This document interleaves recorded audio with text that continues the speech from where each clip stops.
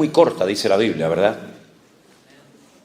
La Biblia dice que la vida es como neblina que pasa. Y cuando te das cuenta te pones 30, 40, 50, 60. No veo a nadie de 70 aquí, ¿no? Nadie de 70, nada. Nadie de 80. ¿Hay alguien de 100 años aquí? La vida, por muchos años que la vivamos, es muy corta en comparación con lo que es la vida, la eternidad, ¿verdad? Así es que, como dice la Biblia, y esta palabra es para los jóvenes que están aquí, acuérdate de tu Creador en los días de tu juventud. No eches a perder tu juventud, porque si tú no fuiste un joven espiritual, tampoco serás un adulto espiritual. Si tus debilidades no lograste vencerlas en tu juventud, difícilmente las lograrás vencer cuando seas mayor. De hecho, hay hombres que cometen pecados con 40, con 50 años, pero no porque se les haya presentado de repente una tentación irresistible, sino que probablemente ese problema, esa debilidad, la has tenido toda tu vida. Y creíste que al casarte se solucionaba esa debilidad, y eso es añadir vestido nuevo en vestido viejo. Las tentaciones, la base para poder vencer toda tentación se pone ahora que eres joven. Si ahora no logras consagrarte al Señor, difícilmente cuando tengas 20 o 30 años más serás más espiritual. Por eso dice la Biblia, acuérdate de tu Creador antes de que vengan los días malos. Porque la juventud es muy bonita, ¿verdad? Pero es muy corta, es muy breve. Cuando te das cuenta dices, ¿dónde están aquellos años de 18, 20, 25 años? ¿Dónde están? Yo no los echo de menos para nada, créame sinceramente, no echo de menos para nada la época en la que fui joven, porque lo que he aprendido y el caminar con el Señor no lo cambiaría por 20 años o 30 años menos, en absoluto. Así es que aprovechen su tiempo. Déjense de estar tonteando con chicos y con chicas que al fin y al cabo no son de la voluntad de Dios para tu vida. Déjate de estar perdiendo en tonterías y por favor, si hay alguien aquí, no lo sé, por eso hablo desde la más absoluta libertad, porque como no conozco tu vida, ni tampoco me interesa mucho saberla, porque así predico con más libertad, porque si supiera detalles de tu vida, diría, me está hablando a mí. Y yo no necesito un micrófono para hablar contigo. Por lo tanto, yo comparto desde la libertad. Si hay alguien aquí, chico o chica, joven o jovencita, que dice, bueno, yo me he enamorado o me pienso enamorar de una joven o de un joven no cristiano, pero yo lo voy a convertir. Yo lo voy a llevar a la iglesia. Por favor. ¿Y no será mejor conseguir a uno que ya está convertido? Y así no pierdes el tiempo a ver si se convierte, a ver si no se convierte, a ver si cree en la Biblia, a ver si no cree en la Biblia. ¿No será mejor que te busques a uno que ya es feliz y no un amargado que tú quieres hacerlo feliz? Hermana, ¿no será mejor casarte con un hombre hecho y derecho que casarte con un mequetrefe, con un infantil, que tú dices, no, yo lo voy a cambiar con el día de mañana? Pues búscate a uno ya hecho y derecho y no pierdas el tiempo, mija. Es verdad que en algunos casos algún chico se enamoró de una chica inconversa y lo logró llevar a la iglesia y se convirtió. Sí, es verdad. Yo conozco muchos casos. Bueno, no tantos. Pero sí conozco miles de casos de jóvenes que arruinaron sus vidas, incluso hasta su futuro ministerio, porque se precipitaron, se equivocaron y destrozaron su presente y su futuro. Y piensa que después vendrán los hijos. ¿Y después qué? ¿Los llevamos a la iglesia católica a misa o los llevamos a la escuela dominical con el papá y con los abuelos? ¿Qué hacemos? Por lo tanto, las decisiones importantes de la vida se suelen tomar ahora. Ahora cuando ponemos la base de lo que va a ser tus próximos 20, 30 años.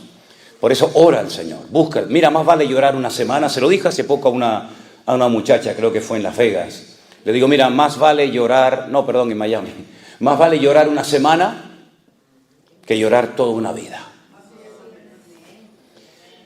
Yo conocí a una muchacha que un día llegó y me dijo si le podía firmar los documentos para ingresar en una escuela bíblica, porque sentía en su corazón que tenía que prepararse para servir al Señor. Y yo se los firmé y bueno, fue a un campamento de jóvenes cristianos y cuando regresó me dice, no voy a ir a estudiar a la escuela bíblica. Y le digo, ¿por qué? Dice, porque he conocido a un chico, bueno, un chico, era un viejo, era mucho más grande que ella, ¿no? Y no voy a ir porque creo que este es el hombre de mi vida. Y le dije, la semana pasada me dijiste que Dios había puesto en tu corazón y que Dios te había llamado para que te prepararas y le sirvieras. Y en tan solo una semana Dios cambió de opinión y te puso en medio a un hombre que no es el hombre de tu vida y lo vas a ver. Bueno, no hubo manera de convencerla, se casó con él, fue la mujer más desgraciada del mundo. Los pocos años que duró con él fueron una tragedia, él le pegaba, él la humillaba, parecía cristiano, en la iglesia era un santo, en la casa era un demonio. Muy atractivo, muy alto, muy no sé qué. Esta chica, cuando la miraba a la cara, agachaba la cabeza porque sabía perfectamente que había destrozado su vida. Un día cuando fue a entrar a su carro, a su coche, al abrir así la puerta, ¡pum!, cayó muerta fulminada en el suelo y ahí quedó su historia. ¿Qué necesidad tenemos de complicarnos la existencia? ¿Qué necesidad tenemos de sufrir toda una vida, verdad? Por haber tomado una decisión equivocada, con el hombre o con la mujer equivocada. Porque esto no es un contrato, esto es un pacto. Incluso como creyentes, seamos honestos, podemos tener incluso problemas en los matrimonios, ¿sí o no? Aún siendo los dos cristianos, aún siendo los dos hijos de Dios y aún yendo los dos a la misma iglesia. Imagínate tú uniéndote en yugo desigual. ¿Quieres convencer a Dios de que el que está equivocado es Él y no tú? ¿Quieres convencer a Dios de eso? Ya desde la antigüedad el Señor le venía enseñando de muchas maneras diferentes al pueblo de Israel que hay cosas en la vida que separadas funcionan, pero como las juntes, como las quieras mezclar, las arruinas. Miren, por ejemplo, la sal y el azúcar. Todos tenemos en casa un bote, un frasco con sal y otro con azúcar. Y por separado funcionan perfectamente. A mí me gusta tanto la sal como el azúcar. La sal es mal para la tensión, sí, pero yo tengo la tensión siempre por el suelo. Mi tensión siempre está por abajo de lo normal. Y mis pulsaciones son, en las noches llego a 38, 40 pulsaciones y durante el día no paso de 54, 55. Es así, toda mi vida ha sido así. Por lo tanto puedo comer toda la sal que me dé la gana.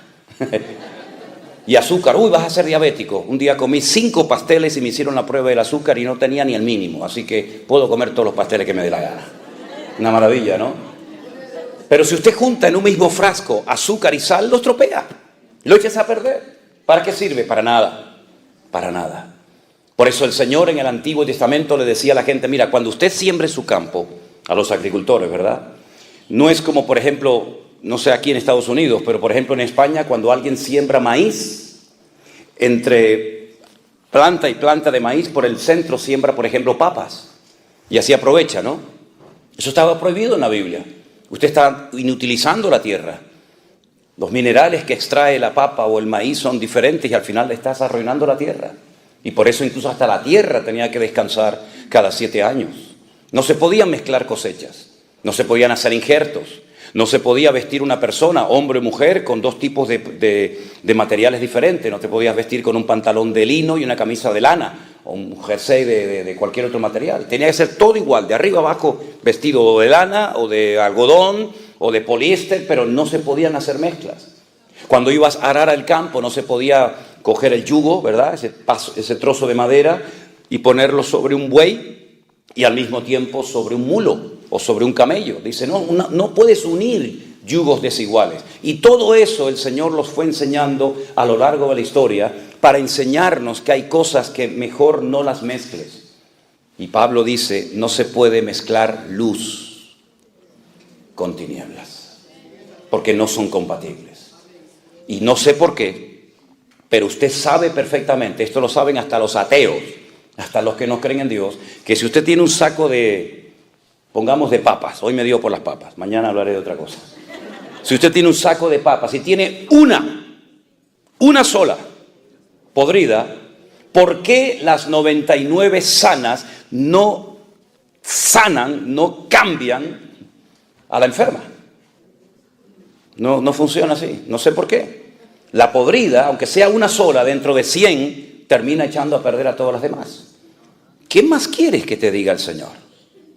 ¿Quieres seguir peleando con el Señor tratando de demostrarle a Él que se equivocó? Dios no se ha equivocado jamás. Amén, hermanos. Nunca.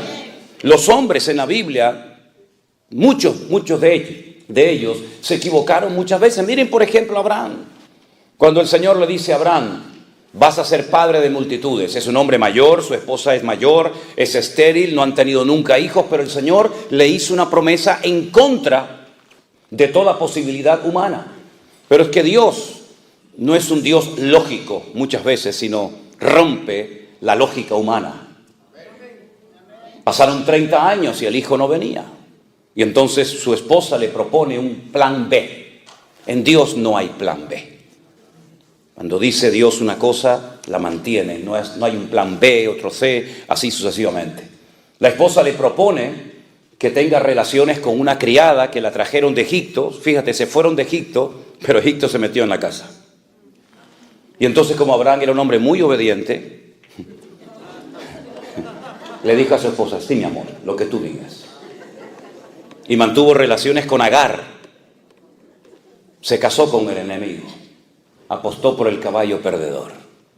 Nació un hijo, Ismael. Abraham estaba loco con su hijo, pero Dios le dijo, este no es el plan que yo te dije a ti. Yo te dije a ti que ibas a ser padre con tu legítima esposa y no con esto que no sé de dónde lo han sacado ustedes. Hasta el día de hoy, créanme, hasta el día de hoy seguimos teniendo problemas por aquella mala decisión que tomó Abraham en la antigüedad. Hasta el día de hoy el mundo está de rodillas y más que estará. Porque los descendientes de este Pere Adán, como lo llama en hebreo, no Adán Pere, no hombre salvaje, sino salvaje hombre, que estará contra todos y todos contra él, hasta el día de hoy las naciones de la tierra, incluida esta nación también, se tienen que postrar ante rodillas ante esta gente. Por una mala decisión del patriarca Abraham. ¿Te das cuenta? Un gran hombre de Dios, el padre de la fe, el amigo de Dios, se precipitó, tomó una decisión equivocada y repito, hasta el día de hoy estamos viviendo el mundo las consecuencias de una mala decisión. ¿Te das cuenta? David se equivocó, se enamoró, se encaprichó de la mujer equivocada. Mira que tenía todas las que él quisiera, aunque no estaba permitido, pero bueno. Se enamoró de una mujer casada, miró por la ventana, sacó los prismáticos y no había quien lo moviera de allá arriba. Le dicen, es casada esta mujer. No puedes robarle la única esposa que tiene, uno de tus hombres más fieles. Pero él no hizo caso, él hizo un abuso de su autoridad como rey. Él abusó de su poder como monarca y la manda a llamar, mantiene relaciones con ellas y todos conocemos la historia. El que sea rey no significa que podía hacer lo que le daba la gana. El que seas pastor no significa que podés hacer lo que te dé la gana. Hay unas normas. Hay unas fronteras espirituales, hay unos principios que tenemos que respetar. Y David se los saltó todos. Y durante un año aparentemente nadie se había dado cuenta, o si se habían dado cuenta, nadie se atrevía a decirle al rey, rey, ¿qué ha hecho usted? Betsabé era mujer de Urías, de uno de tus guardas personales. Un hombre que ha librado 1000 batallas, un hombre que se ha jugado la vida por ti y por el reino. Y no solamente esto, sino que viendo que la había dejado embarazada y su marido estaba en el campo de batalla, y ya me dirás a mí cómo se va a quedar embarazada una mujer cuando el marido está a 1000 kilómetros de la casa, por telepatía, ¿no? Pues, David dice, bueno, no hay problema, lo eliminamos. Como dice el refrán, matando al perro, matamos la rabia. Mató a Urías, se frotó las manos y dijo, wow, a disfrutar de la vida. Me salí con la mía, me salió el plan redondo. Le robé la mujer, maté al marido, me la llevo a mi casa y aquí no ha pasado nada. Al año, lo que pasó desapercibido ante los ojos de Dios, de los hombres aparentemente, no pasó desapercibido ante los ojos del Señor. Y el profeta Natán llegó y le dijo, tú eres ese hombre, después de aquella historia, ¿verdad?, que todos conocemos. ¿Te das cuenta cómo tarde o temprano la vida te va a pasar la factura? ¿Y qué necesidad tienes de pagar lo que tú no rompiste o lo que sí rompiste? Por eso piensa bien lo que vas a hacer, lo que estás haciendo con tu vida. Porque repito, más vale llorar una semana, un mes, que llorar toda tu vida. Hay mujeres, hay hombres que han quedado tocados para toda su vida por una mala decisión. Créeme, es así. Han quedado heridos, han quedado lastimados con su herida abierta y después de años todavía aún no se han logrado recuperar. El Señor, cuando nos da una orden en su palabra, no es para que lo pases mal, al contrario, es para evitarte sufrimientos innecesarios, porque ya tenemos bastante con los sufrimientos necesarios que tenemos que pasar, como para meternos en líos y en enredos y sufrir por lo que nunca teníamos que haber sufrido.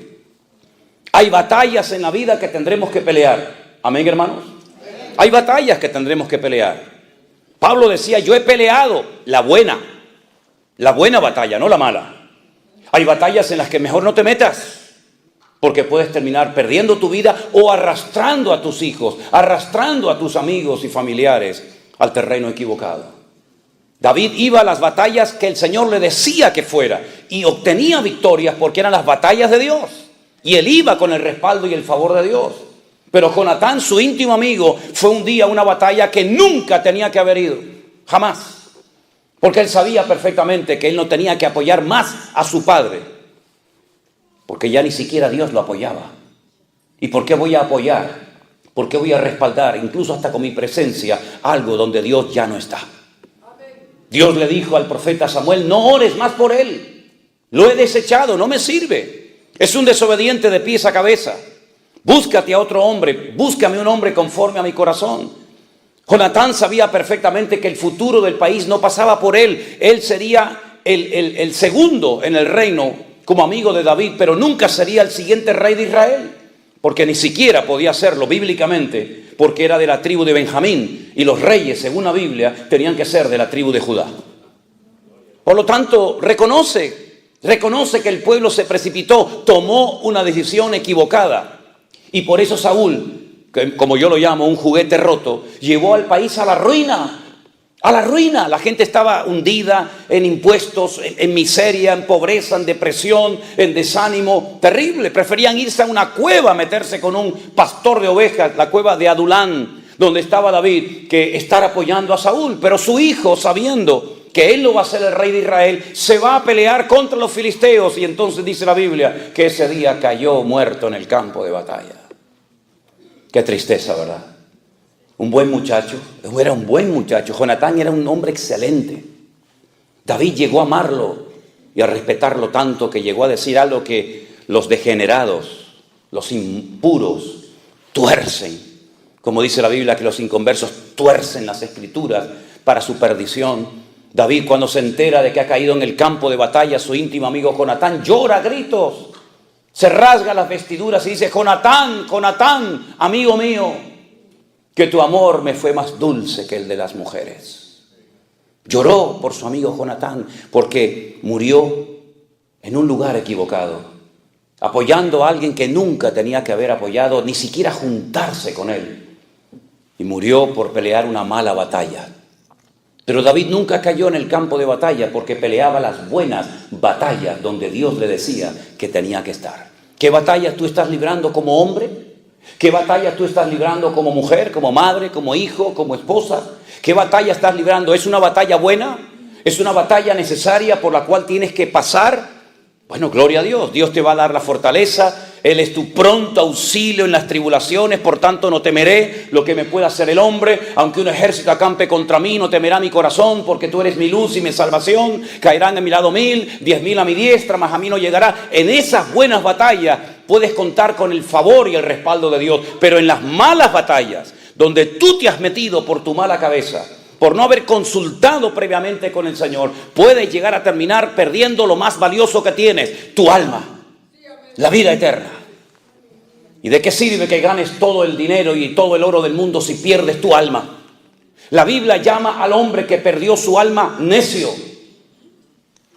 Porque es un necio una persona que hipoteca su vida espiritual por una noche de placer. Es un necio una persona que cree que por pecar esa noche y salir con la suya e incluso llevarle la contraria a Dios sabiendo que está desobedeciendo al Señor, va a ser bendecido. Jamás el desobediente será bendecido por Dios. Nunca. Nunca. El desobediente, dice la Biblia que Dios lo compara con un espiritista. Una persona que consulta los espíritus. Entra en el mundo tenebroso de las tinieblas para manipularlo y ponérsela a su favor. Dice, la desobediencia es como pecado de adivinación. Se lo dijo el Señor a través de Samuel al rey Saúl. Porque el desobediente es un manipulador. Siempre tiene una respuesta. Siempre tiene una excusa. Sí, pero, bueno, hay pecados peores, mamá. En la iglesia hay muchos hipócritas. Y por eso, como hay muchos hipócritas en la iglesia, ¿tú tienes licencia para pecar?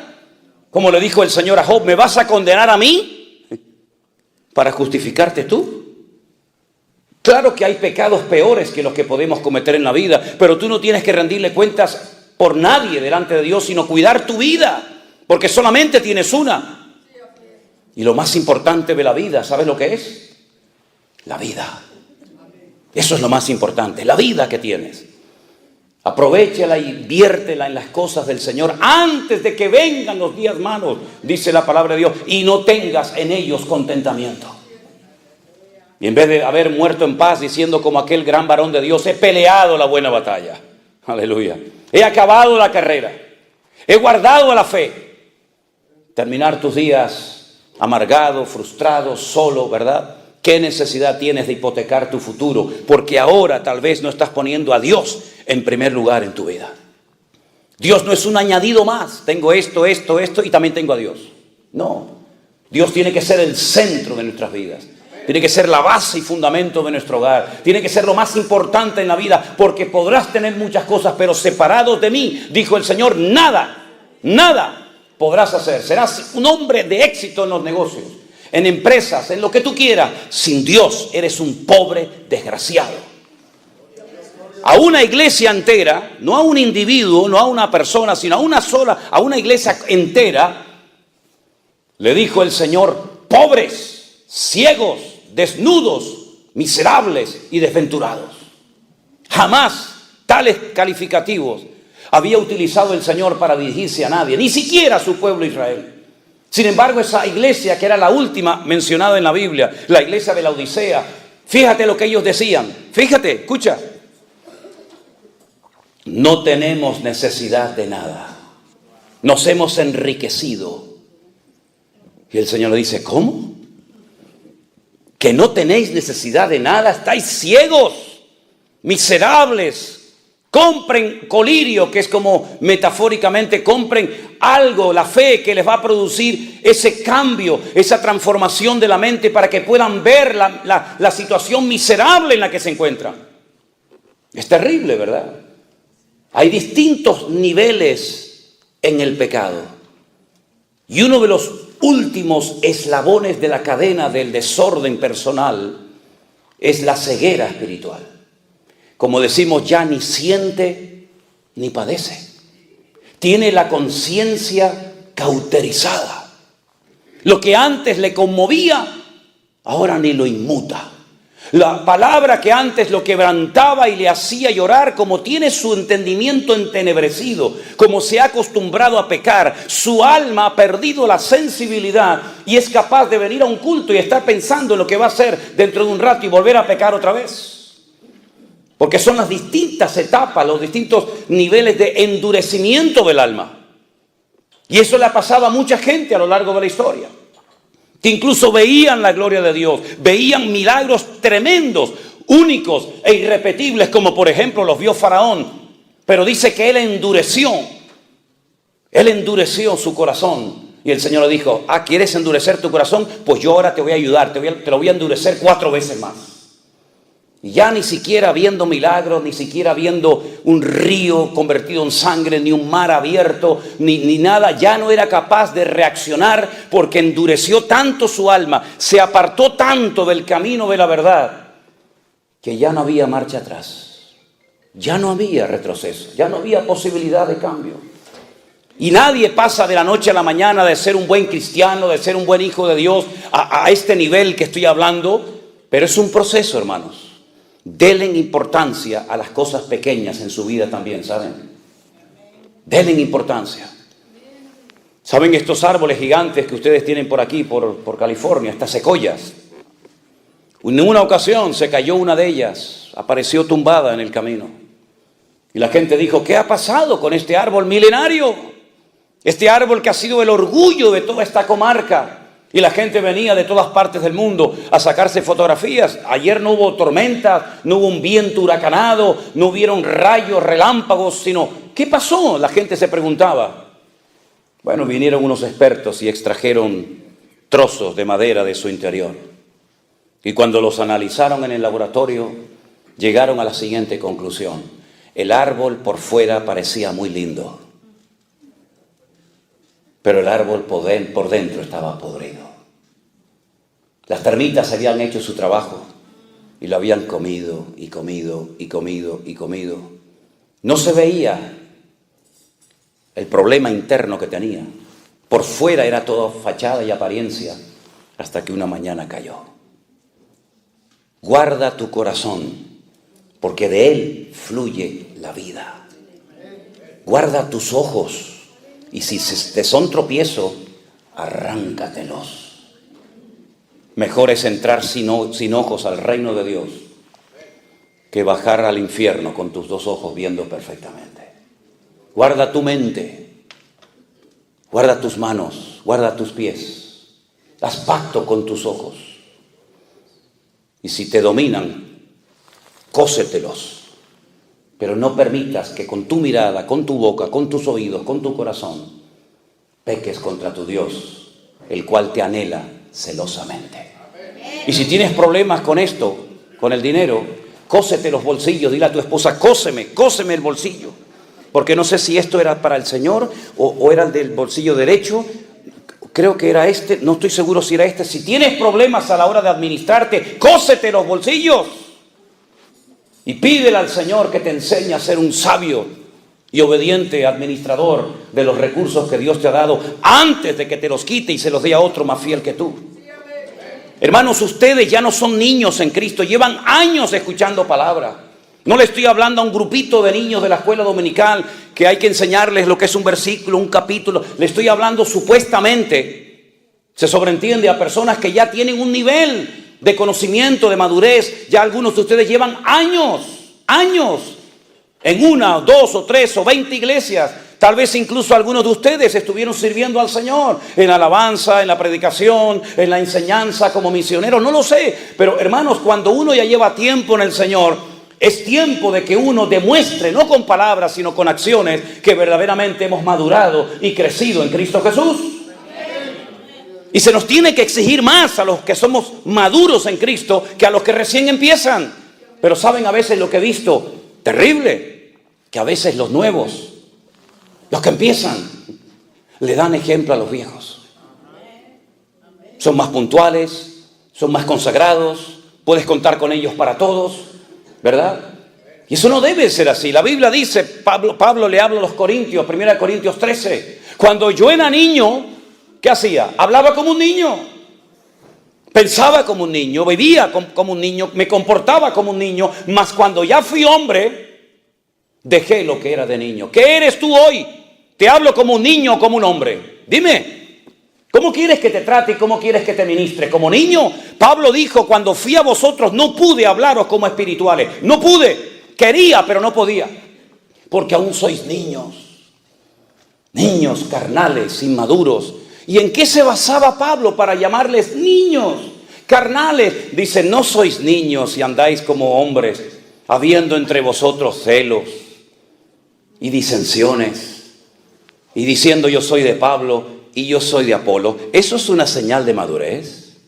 ¿Eso es una señal de madurez? Por eso tuve que dar leche, porque no erais ni sois capaces todavía. Pues habiendo entre vosotros celos, iras y contienda, no sois carnales y andáis como los hombres. Pero ojo, eso lo dice Pablo en el capítulo 3 de Primera de Corintios. Pero si usted lee Primera de Corintios capítulo 1, Pablo dice, hermanos, doy gracias al Señor de que nada os falta en ningún don. Nada. La única iglesia de toda la cristiandad que podía presumir, entre comillas, de tener todos los dones dentro de la congregación, todos. Y Pablo menciona en 1 Corintios 12, 9 dones. No son los únicos. Hay otra lista en Romanos 12, que usted tiene que leerla también. Pero en 1 Corintios él menciona 9 dones, clasificados en 3 grupos diferentes. dones de poder, dones de expresión, dones de revelación. Ningún don falta en la iglesia de Corinto. Capítulo 1. Capítulo 3, niños, inmaduros, carnales. Y uno dice, pero ¿cómo es posible que esta gente que estaba hace 10 minutos hablando en lenguas y profetizando y haciendo cosas tremendas, sea capaz la misma gente en un momento de comportarse como niños y como carnales? ¿Es que acaso no nos puede pasar eso a nosotros hoy en día, hermanos? Menos mal que nosotros no vivimos en la época bíblica. Menos mal. Porque a lo mejor en vez de hablar de que David se asomó a la ventana y miró a la vecina y la codició, a lo mejor hubiera salido mi nombre en ese capítulo. Menos mal que yo no estaba la noche que Jesús dijo, hay uno de vosotros que me va a entregar. Y también le dijo a uno de ellos, y antes de que el gallo cante 3 veces tú me negarás. Menos mal que yo no estaba esa noche en esa habitación. Porque a lo mejor en vez de hablar de Pedro, hubiera salido mi nombre diciéndose, yo no conozco a este hombre, no lo conozco, no sé quién es. Menos mal que nosotros no nacimos en aquella época.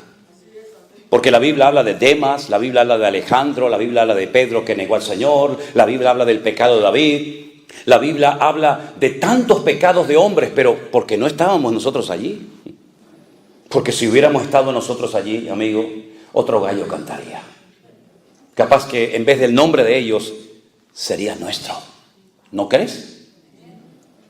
Ese hombre Pedro que caminó por encima de las aguas, que con su sombra en la iglesia primitiva, dice que cuando caía su sombra sobre los enfermos, muchos de ellos eran sanados. Ese mismo hombre, cuando el Señor en el norte de Israel, donde tú estuviste, Jeremías, en Banias, en Cesarea de Filipo, pregunta al Señor, ¿quién dicen los hombres que soy yo? Todos mantuvieron el más absoluto silencio. Nadie era capaz de decir, tú eres esta persona para mí. Todavía como que no lo tenían muy claro. Entonces comenzaron a decir, bueno, por ahí algunos dicen, comentan, que tú puedes ser Elías el profeta. Como los judíos estaban esperando a Elías, pues puede ser que este fuera el Elías que esperábamos. Algunos piensan que tú eres Juan el Bautista, que ha resucitado de entre los muertos y como que se te ha metido a ti dentro. Y otros piensan que eres Jeremías o algún profeta. Y entonces Jesús dice, ¿y yo para vosotros quién soy? Todos guardaron silencio. ¿Hubiéramos respondido nosotros? ¿O también hubiéramos mantenido el silencio? Solamente uno se atrevió a decir, y no porque lo había aprendido en la sinagoga, sino porque fue en ese momento una inspiración, una revelación que le vino de lo alto y dijo, tú eres para mí el Cristo, el Mashiach, el ungido, el Hijo del Dios viviente. Y el Señor le dijo, bienaventurado eres, Simón, Pedro, porque esto que acabas de decir no te lo reveló sangre ni carne, sino mi Padre que está en los cielos. Ahora ha hablado mi Padre a través de tus labios. ¿Cuántos dicen amén? Espera, no aplaudas todavía. Espera, ahora viene la segunda parte. Ok, ya sabes quién soy, ¿no? Sabes quién soy, el Mesías, el Hijo del Dios viviente. Conocerás las Escrituras, ¿no? Vamos a subir a Jerusalén y voy a ser desechado y crucificado por los hombres. Y comienza a relatar todos los sufrimientos y toda la humillación que va a experimentar. Y lo tienes que saber porque tú sabes quién soy yo.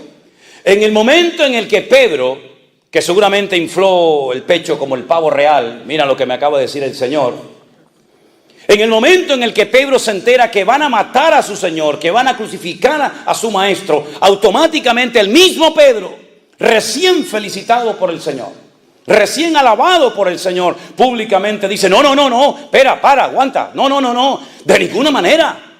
¿Cómo que te van a matar? Y yo que he dejado mi casa, mis barcas, mis redes, mi familia, mis amigos, yo que le he hablado a mis vecinos de que he encontrado al camino, a la verdad, a la vida, al autor de la vida, al consumador de la fe, yo que me la he jugado por ti, de ninguna manera, en absoluto. Yo no voy a permitir que te lleven a la cruz. Y el mismo Señor Jesucristo que recién lo acababa de alabar, ahora dice, apártate de mí, Satanás. Aplaude ahora si quieres. Ay, amigo. Satanás lo llamó en público. Imagínense si yo en esta mañana a uno de ustedes cuando me dice algo le digo, apártate de mí, Satanás. Se acabó mi ministerio en San Francisco. Este hombre no tiene amor. Si a veces digo 4 cosas y la gente dice, uy, qué duro habla, y se asustan como si fuera un coco. Imagínate si le dijera a alguno de ustedes, apártate de mí, Satanás. Imagínense, pues lo tuvo que oír. El mismo hombre que fue utilizado para alabar al Señor, para reconocer públicamente quién era, el mismo personaje ahora le dice, hablando Satanás por sus labios, no vayas a la cruz a morir. ¿Saben lo que le está diciendo? Si no hay cruz, no hay gloria. Si no hay cruz, no hay perdón de pecados. Si no hay cruz, no hay resurrección de los muertos. Si no hay cruz, no hay segunda venida. Si no hay cruz, no hay milenio. Si no hay cruz, no hay nueva Jerusalén. Si no hay cruz, no hay nada. Por lo tanto, ¿sabes lo que estás diciendo? Estás impidiendo que más de 150 profecías se cumplan, Pedro. Estás frenando la palabra. Estás haciendo una piedra de tropiezo en la historia bíblica, en la revelación profética. ¿Sabes lo que significa que yo no vaya a la cruz a morir? Y entonces, ¿cómo queda la humanidad? Ya no hay posibilidad de salvación. No hay nadie en el cielo, ni en la tierra, ni aún debajo de la tierra que pueda morir por ustedes. No hay otro. Solamente soy yo. Si yo no muero por ustedes, tú te vas al infierno de cabeza. Y los que murieron esperando salvación se van a condenar eternamente. Y los que nazcan en las próximas generaciones no tendrán futuro ni esperanza si yo no pago el precio en la cruz del Calvario. Por lo tanto, no eres tú, Pedro, el que estás hablando ahora. Es el mismísimo Satanás. Porque Satanás sabía y sabe y sabrá siempre que el fracaso más grande de él fue la muerte del Señor Jesucristo. Porque él sabe perfectamente que se acabó su poder, se acabó su autoridad. ¿Dónde está, oh muerte, tu aguijón, y dónde, oh sepulcro, tu victoria? Satanás es un ser vencido, derrotado. No entiendo cómo hay muchos creyentes que aún le tienen miedo al diablo y lo ven por todas partes. Yo veo a mi Dios por todas partes. Yo veo al Señor en los pájaros, veo al Señor en el sol, en la luna, en el amanecer. Lo veo aquí en esta mañana con nosotros. ¡Gloria a Dios! Satanás me tentó, Satanás me empujó, Satanás no sé qué. Cállense, por favor, hablen de Cristo, el que te ha redimido, el que te ha comprado, y no de un ser derrotado, amargado y frustrado por la eternidad. Apláudale a Él ahora, si quieres, aleluya. Él es el que tiene el poder, Él tiene la autoridad. Al tercer día, cuando fue aquella mujer llorando, diciendo, ¿y cómo muevo la piedra? ¿Y cómo lo vuelvo a ungir? ¿Y cómo lo vuelvo a abrazar? Aunque esté muerto, prefiero verlo muerto que... Y cuando llegó y lloraba, alguien le dijo, no busques entre los muertos, no llores más, ya se acabaron las lágrimas, No busques entre los muertos al que vive, porque ha resucitado de los muertos. Y cuando vamos a Jerusalén, uno de los lugares tal vez más importantes que visitamos es, sin lugar a dudas, ¿verdad?, la tumba vacía. Nunca me olvidaré cuando una hermana me dice, pastor, ¿y qué venimos a ver aquí? Digo, aquí, nada. Aquí, nada. Gloria a Dios que no venimos a ver nada.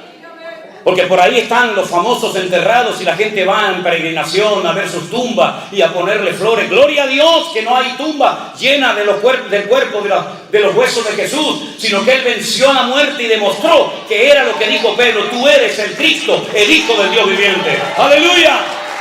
Él está vivo. Por lo tanto, mis queridos hermanos, pensemos lo que vamos a hacer con nuestras vidas.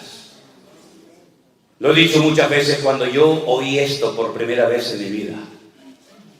Y oí a aquel hombre, aquel predicador que decía: Él murió por ti, Él resucitó al tercer día. Yo decía: Dios mío, si esto es verdad, si lo que este hombre está diciendo es verdad, yo se lo tengo que contar a todo el mundo. ¿O es que acaso meten todos los días a un señor, después de haberlo humillado, maltratado y crucificado, en un sepulcro, y a las 72 horas sale caminando como si nada? Eso no ha pasado nunca en la historia, jamás. Es decir, que ni los romanos, ni Pilato, ni Herodes, ni Anás, ni Caifás, ni el infierno, ni nadie pudo detener que él saliera de la tumba. Yo decía: Dios mío, si lo que este hombre está diciendo es verdad, se lo voy a contar a todos mis amigos. Se lo voy a contar a todos mis familiares, hasta a mis enemigos se lo voy a contar. Porque esto es el mensaje más grande que jamás en la vida un ser humano puede contar. No hay ningún mensaje político, ningún mensaje de ninguna índole que se pueda comparar con este mensaje. Y por eso, al poco tiempo, el Señor me llamó a su obra. Y por más de 41 años, lo único que he hecho en mi vida es hablar y predicar de Él, porque Él es el único que puede cambiar las vidas, romper las cadenas, cambiar las circunstancias, unir a los matrimonios, transformar a las personas destrozadas por el diablo. ¿Por qué? Porque ahora el poder y las llaves las tiene Él. Por eso le dijo a Juan en la isla de Patmos: yo me ore, Juan, tranquilo, no te preocupes, yo sé que te doy miedo, porque nunca me has visto así. Con los ojos como llama de fuego, con los cabellos blancos como la lana y con una voz como si fuera estruendo de muchas aguas. Yo sé que has caído a mis pies como muerto, pero no tengas miedo, Juan, no te preocupes. Yo soy el primero y el último, el que estuve muerto, mas he aquí que vivo por los siglos de los siglos, amén. Y tengo las llaves de la muerte y del Hades. Y el que tiene las llaves es el que tiene el poder y la autoridad. Y yo soy el que tengo la autoridad arriba en el cielo, abajo en la tierra y aún debajo de la tierra. Yo tengo autoridad, yo tengo poder, porque he vencido al diablo y a sus demonios. Y esa autoridad no se la llevó el Señor a la gloria.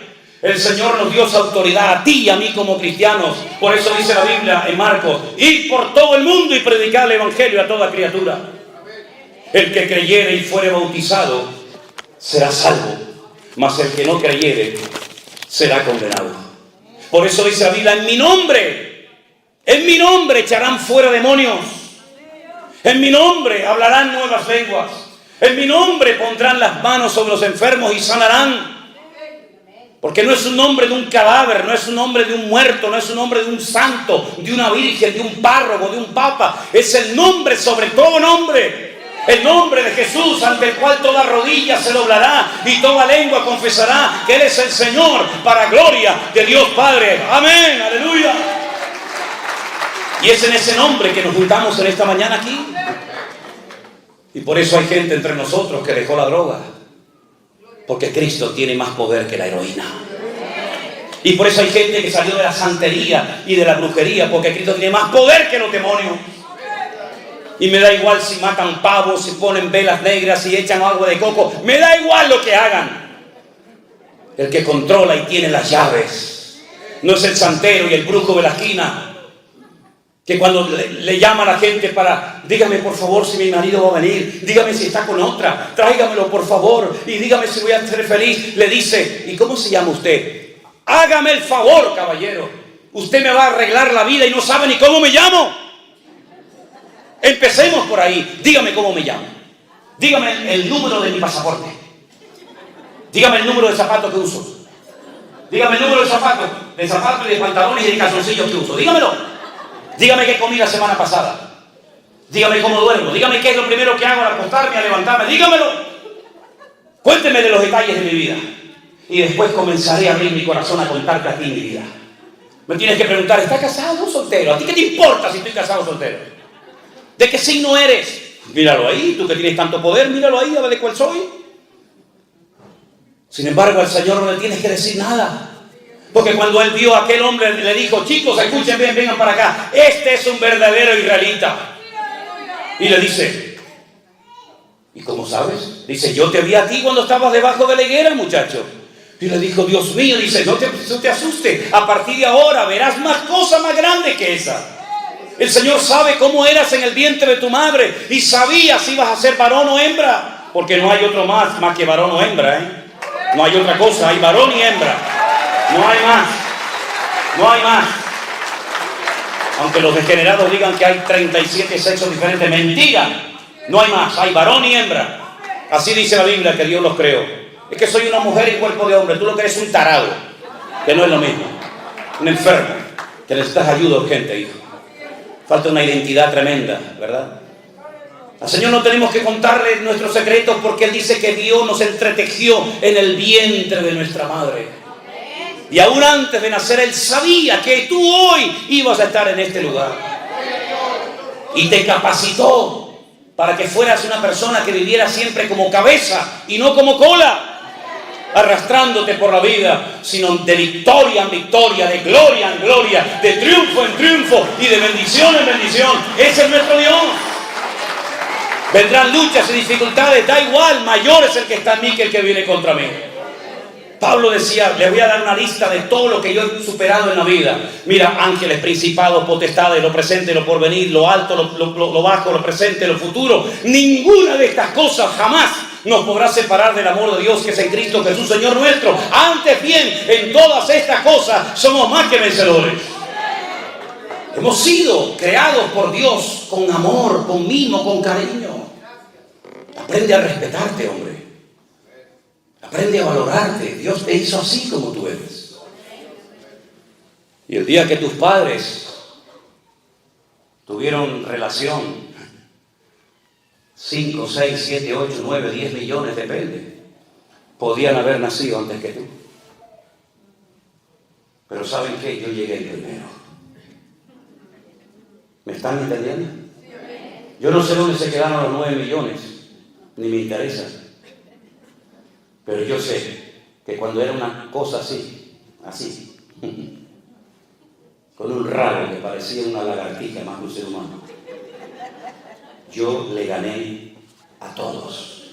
Y mi Dios permitió que yo llegara allí donde tenía que llegar.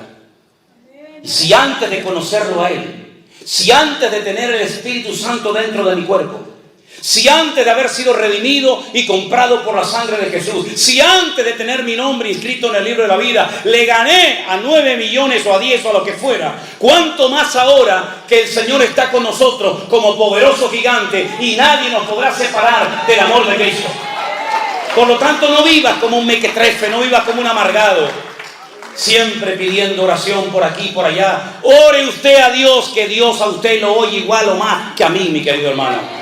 No dependa del apóstol, no dependa del reverendo, no dependa del gran ungido de Jehová, dependa única y exclusivamente de Él. Y si tiene un problema, entre en su casa, en su habitación, cierre la puerta para que nadie le oiga, póngase de rodillas o tírese al suelo como yo hago, y tu Padre que te ve en lo secreto te recompensará en público.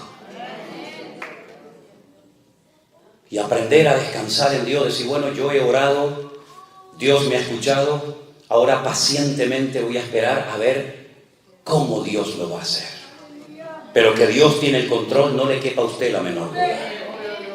Cuando aquel arcángel tremendamente poderoso, y les puedo asegurar que nada de lo que estoy diciendo lo tenía pensado compartir en esta mañana, créanme, en absoluto. Les puedo enseñar hasta los textos que tenía, pero el Señor me llevó por otro lado. Cuando aquel arcángel tremendamente poderoso se acercó a aquella jovencita comprometida con un tal José y le dice, salve muy favorecida, bendita tú entre las mujeres. Ella se quedó sorprendida diciendo, pero ¿qué salutación es esta? Jamás Dios, jamás ningún arcángel le ha dicho a una mujer a lo largo de la historia de la humanidad, bendita tú entre todas las mujeres. Y le da 7 profecías, están en Lucas, 7 profecías, 4 se han cumplido, 3 todavía faltan por cumplirse. Tendrás un hijo que reinará sobre la casa de Jacob para siempre, su reino no tendrá fin. Y ella oye aquello y se queda tan impactada. Y la única pregunta que le hace a aquel poderoso ser angelical es, ¿cómo? Porque lo que me estás profetizando es inmenso. Ni Sara, ni Rebeca, ni Ruth, ni Esther, nadie jamás ha recibido semejante sorpresa y bendición. ¿Cómo? ¿Cómo? Porque estoy simplemente comprometida, ni siquiera estoy casada todavía con mi marido. Y la respuesta fue la misma respuesta que Dios a ti y a mí nos dará siempre cuando le preguntemos al Señor, ¿cómo lo vas a hacer, Señor? Le dijo, lo que es imposible para los hombres es posible para Dios. El Espíritu Santo vendrá sobre ti y te cubrirá la sombra del Omnipotente. Así es como Dios hace la obra. A veces invisible, ¿o es que acaso alguien ve al Espíritu Santo? ¿Verdad que no? Pues esa es la forma como Dios ha escogido utilizar esta herramienta que llamamos iglesia virtual. Con un teléfono, en una isla perdida del océano, predicando la palabra viva y pura del Señor. Una mano invisible, un poder invisible ha recorrido las naciones de la tierra y ha llevado a los pies de Cristo a miles y a miles y a miles, y los que faltan todavía por conocer el Evangelio del Señor Jesús. Porque la obra el Señor la hace de una forma invisible para que nadie se lleve la gloria, para que nadie diga fui yo, mírenme a mí, aquí estoy. No, mi hermano, la obra quien la hace es el Señor. Por eso, mis queridos hermanos, deja que en esta mañana el Señor haga lo que Él quiera en su vida. No le den instrucciones al Señor. La oración no es para decirle a Él lo que tiene que hacer o cómo tiene que hacerlo o cuándo. No, la oración no es para eso. La oración es para poner nuestras necesidades, tener comunión con Él delante de su presencia y que Él haga como quiera y cuando quiera. Y puede ser que a lo mejor el deseo de tu corazón lo veas cumplido o no. Porque el deseo del corazón del rey David era construirle un templo al Señor, ¿verdad? Y el Señor le dijo, no, pero Señor, tengo el oro, tengo la madera, tengo los planos, llevo toda la vida inventándome instrumentos musicales, llevo toda la vida componiendo salmos para que cuando se inaugure el templo, la gente cante tu palabra y te alaben y te adoren a ti. Y el Señor le dijo, no lo vas a construir, lo va a edificar tu hijo.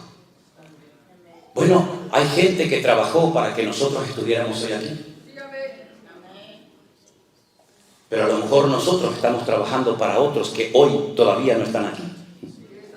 Somos simplemente un eslabón en una enorme cadena que lleva miles y miles de años creciendo por todas las naciones de la tierra. Y uno le pasa el testigo al otro, y el otro al otro, y el otro al otro, hasta llegar a nuestros días. Porque para poder llegar tú y yo esta mañana a este lugar, hubo mucha sangre que se derramó por el camino. Y para yo poder abrir una Biblia y leerla, hubo mucha gente que murió quemados en la hoguera. Lejos de aquí, pero murieron quemados. Y para que yo pudiera tener una palabra y decir, mira, el Señor dijo esto y dijo aquello, y para que la pudiéramos entender en nuestros propios idiomas y lenguajes, hubo un sacrificio tremendo que otros tuvieron que hacer para que hoy yo aquí sentado en este lugar tan hermoso pueda disfrutar y alabar a mi Dios. Pero nuestros hermanos en el pasado pagaron un precio elevadísimo. Y por eso yo quiero concluir en esta mañana diciéndoles a los hermanos de la iglesia virtual, porque hay hermanos tal vez de otras congregaciones y ahí yo no entro, pero los hermanos de la iglesia virtual vamos a estar preparados para lo que viene. Vamos a estar preparados. Porque en la Biblia vemos que Dios le daba tiempo a su pueblo, tiempo a sus siervos, para que se prepararan adecuadamente, para que cuando llegara el momento estuvieran preparados y aquel día no les sorprendiera, como dijo el Señor, como ladrón en la noche. Noé pasó por el diluvio, sí, se lo comió todo. Pasó por todo el diluvio, desde el día 1 hasta el último día, pero estaba preparado. Dios le dio tiempo para que se preparara. Y fue más el tiempo que duró la preparación que el tiempo que estuvo dentro del arca. En el arca estuvo 1 año, preparándose estuvo 120, ¿verdad? Por eso es muy importante que estemos preparados. Y yo les voy a decir algo que a lo mejor a más de uno le va a sorprender, pero a mí me da exactamente igual lo que usted opine. Procuren tener como mínimo para una semana comida y agua en su casa. Si me equivoco y no pasa nada, no pasó nada. Pero procuren, queridos hermanos, prepararse por si viene un gran terremoto como le vino a nuestros hermanos en Turquía el otro día.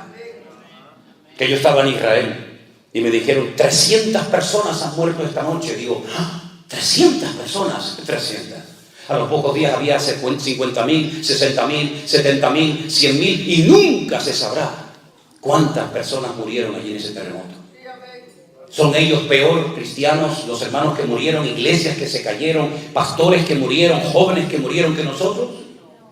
Estemos preparados, queridos hermanos. Los tiempos que se avecinan no son tiempos fáciles. ni para la economía, ni en el mundo espiritual, ni para la familia. ¿O es que no estamos viendo cómo el mundo está, hermano, entrando en un sistema, en un caos, como yo digo, en coma? ¿No estamos viendo cómo las familias están siendo sacudidas en todas partes del mundo? Lo que le enseñan a nuestros hijos en las escuelas y en las universidades, jamás pensábamos que iba a ocurrir en nuestro tiempo, pero ya lo estamos viendo, ya está aquí.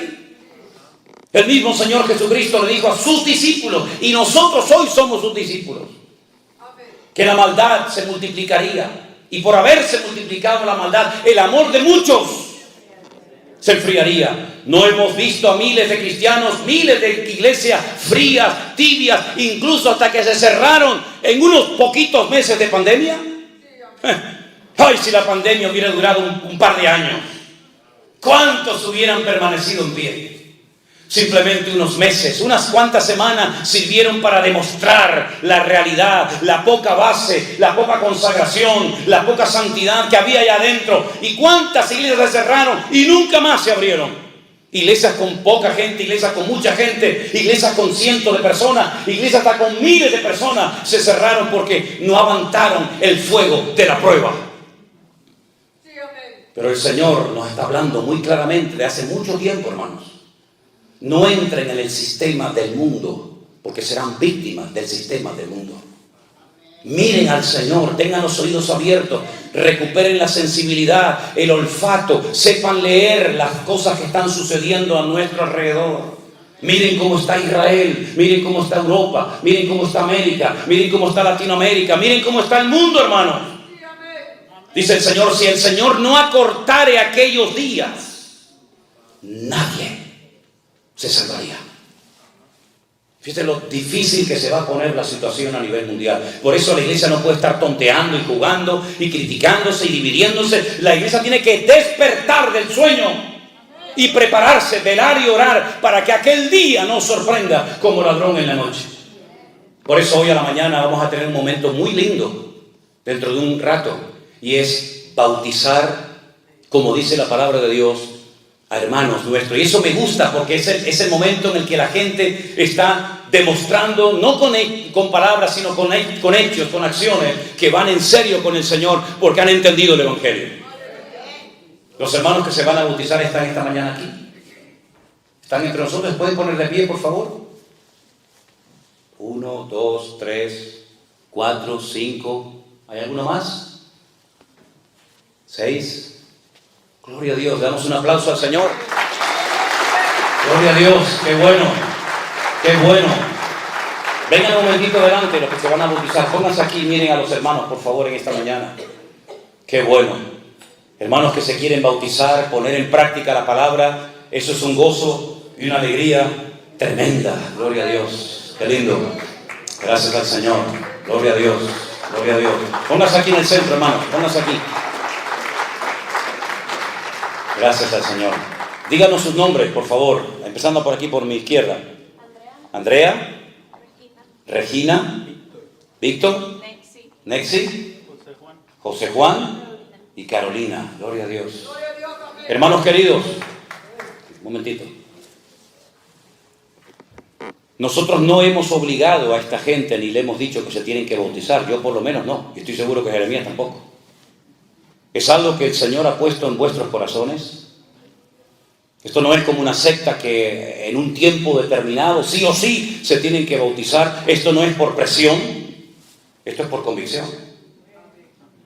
Ustedes han entendido, según la palabra de Dios, que la gente en la Biblia se bautizaba cuando eran grandes, no cuando eran chiquitos. José y María no llevaron al niño a una iglesia, a una pila bautismal, y allí hubo un señor que le echó un poquito de agua por la frente. No, eso no era bíblico. Eso fue un invento a partir del siglo III, IV después de Cristo. La gente se sumergía porque es como una especie de funeral, ¿me explico? Una especie de entierro a la antigua vida. Adiós, ya no quiero saber nada de mi antigua vida.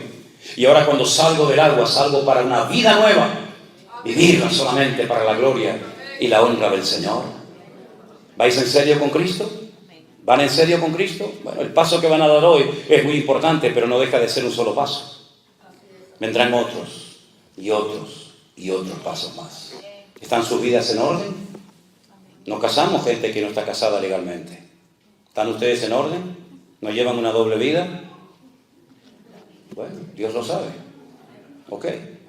Porque el bautismo se hace una vez, nada más. Se quiso poner de moda, yo lo corté, por supuesto. Cuando íbamos a Israel, la gente veía el agua del río Jordán y decía, ay, pastor, bautíceme. Digo, mire, ¿usted sabe lo fría que está ese agua? Por favor, si podemos evitarlo, evitémoslo. Me he enfermado muchas veces por bautizar en agua fría, ¿sabe? Y hasta el año pasado tuve que estar metido en la habitación de un hotel, que cogí una neumonía terrible en mi pulmón izquierdo y me estaba ahí casi muriendo. Me tuvieron que traer una máquina para poder respirar porque me agarró el frío y bueno, tremendo.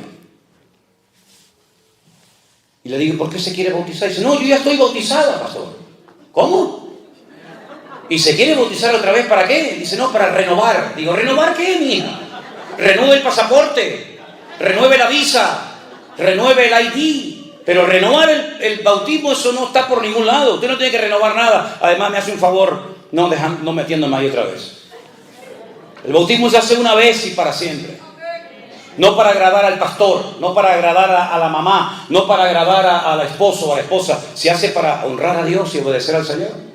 Y usted va a ver que Cristo se bautizó con 30 años. Con 30 años. Y si Él es nuestro ejemplo, imitemos su ejemplo. Los discípulos bautizaban a gente que se convertía, se arrepentía y luego querían bautizarse. No al revés. En la Iglesia Católica se asustó durante siglos a la gente diciéndole que si los niños no eran bautizados se iban al limbo. ¿Y eso dónde está? Al limbo. Claro, decir que el niño no bautizado se iba al infierno era muy duro, ¿no? Muy fuerte.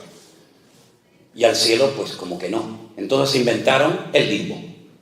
Pero ustedes saben, los católicos deben de saber esto. El Papa que dimitió y que se murió hace poquito, el viejito Ratzinger, él dijo que el limbo era mentira, que no existió y lo quitó de la Iglesia Católica. Eso muchos católicos no lo saben. Entonces el católico tiene 3 sitios donde dice que va una gente cuando se muere. ¿Sí? El cielo, el infierno y un punto intermedio que te pone la temperatura, depende de las misas que hagas aquí, se llama el purgatorio, donde purgas, ¿no? Donde purgas las penas. ¿Y cómo las purgo si estoy allá? No pasa nada, yo dejo dinero para que mi madre, mi primo y mi sobrino hagan misas y recen el rosario por mí, y el Dios te salve María, llena eres de gracia, el Señor es contigo, todo eso, y cuando hagan muchas de esas cosas, entonces yo salgo del purgatorio. ¿Y cómo me entero cuando salió el viejo del purgatorio? Eso es un misterio, eso nadie lo sabe. Puede salir a la semana, puede salir a los 20 años, a los 100 años, depende de cómo era el viejo por dentro. ¿Verdad? Terrible. Si ustedes no se bautizan y se mueren, que no quiero que se me muera nadie hoy, ustedes son cristianos, ustedes se van a la presencia del Señor. El ladrón en la cruz no se bautizó y el Señor dijo, hoy estarás conmigo en el paraíso. Y no se bautizó, no podía bautizarse evidentemente. No podían bajarlo de la cruz y volver a clavarlo otra vez. Pero en el caso de ustedes, voluntariamente, ¿sí? Han decidido bautizarse. Porque quieren seguir al Señor, quieren dejar su antigua vida y quieren hacer las cosas decentemente y con orden. Gloria a Dios. Así que vamos a orar por ustedes, ¿sí? Hermanos, nos ponemos de pie, por favor. Vamos a orar por estos hermanos. Gloria a Dios. Qué gozo tan grande poder bautizarlos. Qué gozo tan grande el poder compartir con ustedes este día inolvidable en el que ustedes van a bajar a las aguas y algo que ya ha pasado en tu interior, en tu corazón, que es morir a la antigua vida, ustedes lo van a manifestar con ese acto del bautismo. Oramos, hermanos. Bendito Padre Celestial, muchísimas gracias, Dios mío, en esta mañana por este privilegio que nos da de poder estar aquí juntos con estos hermanos que han nacido de nuevo, que te han recibido, te han conocido en sus corazones como su Señor y como su Salvador personal. Te ruego, Señor Dios del cielo y de la tierra, que tú bendigas a estas almas, a estos hermanos en el día de hoy, que recuerden toda su vida, el paso público que dieron delante de Dios y delante de nosotros como testigos. Fortalécelos en la fe. Agárralos, Dios mío, fuertemente de la mano, para que toda semilla, toda palabra de Dios que se ha sembrado en sus corazones, nunca nadie la pueda arrebatar, Señor. que puedan crecer, que puedan madurar, que puedan desarrollarse como hijos o como hijas tuyas, y que te den a ti toda la gloria y la honra, y que nunca más vuelvan a su antigua vida, Señor, sino que te sigan fielmente hasta el último momento de sus vidas. Que corran que corran la carrera, que peleen la buena batalla, que conserven la fe y que nunca se aparten de tu salvación que tenemos en Cristo Jesús, Señor nuestro. En el nombre de tu amado Hijo Jesús pedimos todo. Amén y amén. Damos fuertes aplausos al Señor. Gracias, hermanos. Dios les bendiga. Ven con asiento. Dios les bendiga. Aleluya. Gloria al Señor. Gloria al Señor. Amén. Quiero leerles unos versículos. Si quieren sentarse como ustedes quieran, ¿sí? El Señor Jesucristo, cuando se despidió de sus discípulos, se los llevó a las afueras de Jerusalén, a un pueblecito que se llamaba